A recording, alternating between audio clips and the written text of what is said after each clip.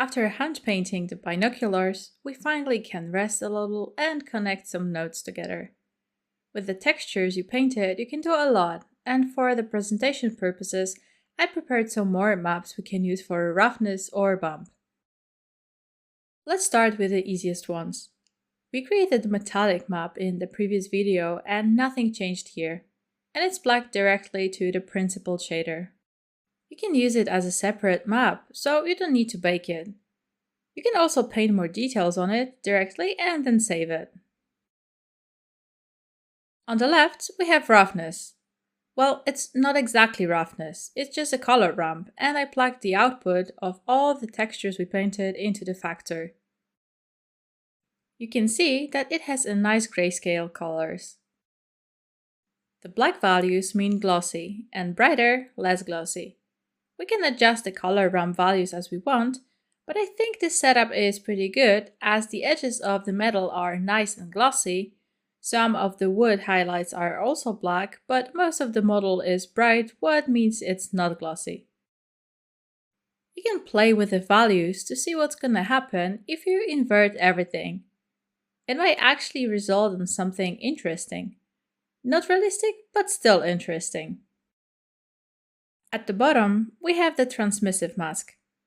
I created it by filling the glass elements with white color after adding a transmissive texture.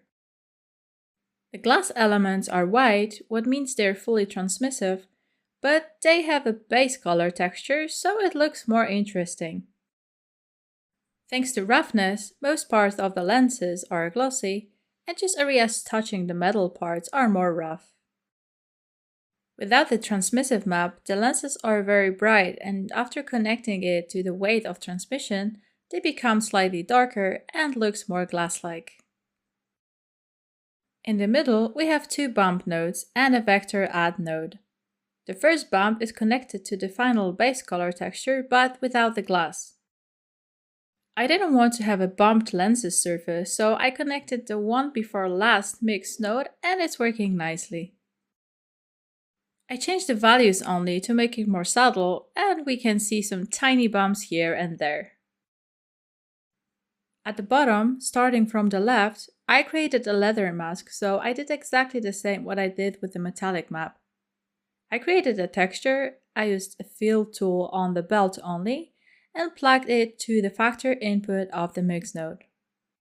Below it, we have a procedural Voronoi texture. I didn't even change that much. I increased the scale, changed the linearity and detail value, and you can see that this texture looks a lot like leather. So I plugged it into the B output in the mix color, and then I added another bump node because I wanted to control the leather Voronoi detail separately. The second color in the mix color node is black because we don't want any other areas to be influenced by the Voronoi texture. After taking a look at the Voronoi bump preview, we need to admit that procedural textures are indeed a lifesaver sometimes. Both bump maps might be connected using vector math node and then plugged to normal. And it looks way better than with just some colors. Feel free to experiment with more textures, maybe you can add a hammered metal surface or something totally different.